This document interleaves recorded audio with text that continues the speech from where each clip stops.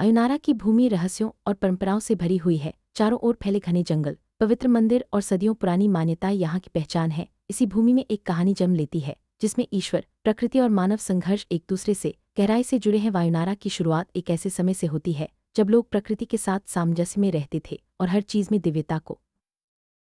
बहुत समय पहले वायुनारा के शक्तिशाली राजा धरावेसा के पास अपार धन और शक्ति थी, लेकिन उनके भीतर एक अजीब सी खालीपन थी। शांति की तलाश में वे पूरे राज्य में घूमे, घने जंगलों में भटकते हुए उन्होंने पांजुर्ली नामक दिव्य आत्मा से मुलाकात की, जो भूमि का रक्षक था। उसकी कृपा से अभिभूत होकर राजा ने शांति की भीख मांगी। पांजुर्ली ने उन्हें शांति देने के बदले राजा धरावेसा के वचन के बाद वायुनारा में दिव्यता और मानवता का संतुलन बना रहा। पीढ़ियां बीतती गईं, लेकिन मानव स्वभाव की लालच और महत्वाकांक्षा कभी नहीं गई। राजा के वंशज धीरे धीरे शक्ति के नशे में वचन भूलने लगे और भूमि पर फिर से अधिकार जमाने की कोशिश करने लगे, लेकिन पांजुर्ली की उपस्थिति बनी रही और उसके साथ आया एक नया रक्षक, भूत काल्या।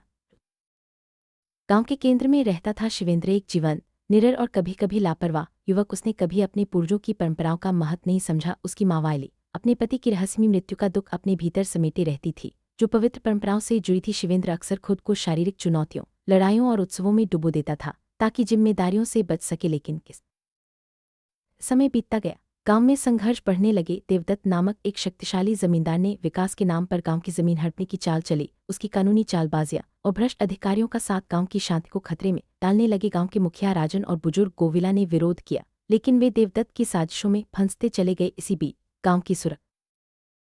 गांव में तनाव बढ़ता गया। हर संघर्ष, हर विश्वासघात ने शिवेंद्र को उसकी असली नीति की ओर धकेला। गांव के भीतर ही जब विश्वासघात हुआ और खून बहा, तब शिवेंद्र के भीतर छुपा दिव्य संबंध जाग उठा। भूत काल्या की प्रचंड ऊर्जा उसके भीतर समा गई और वह अपने पूर्वजों के क्रोध और सुरक्षा का साक्षात रूप बन गया। ये क्षण गांव के लिए निर्णायक था, जहां आस्था और न्याय की देवदत्त और गांव वालों के बीच अंतिम टकराव भूत काल्या की प्रचंड आत्मा के साये में हुआ। शिवेंद्र अब केवल एक लापरवाह युवक नहीं था, बल्कि वह रक्षक बन चुका था, जिसने मानव और देवता के बीच किए गए प्राचीन वचन को निभाया। गांव वालों ने एकजुट होकर अन्याय का सामना किया, लेकिन इस संघर्ष में कई बलिदान भी हुए। यह संघर्ष आस्था, न्याय और प्रकृति के संतुलन की चरम अभिव्यक्ति।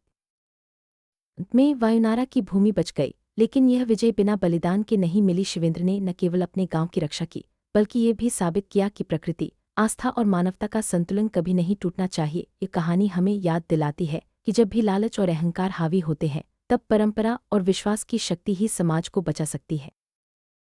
अयुनारा की गाथा हमें यह सिखाती है कि परंपरा, प्रकृति और मानवता का मेल ही किसी समाज की असली शक्ति है। शिवेंद्र की यात्रा, उसके संघर्ष और उसकी विजय हर पीढ़ी के लिए एक प्रेरणा है कि वचन, आस्था और न्याय की डोर कभी नहीं टूटनी चाहिए। ये कहानी आज भी गांव गांव में सुनाई जाती है, ताकि लोग अपने मूल्यों और प्रकृति के साथ जुड़ाव को हमेशा याद रखें।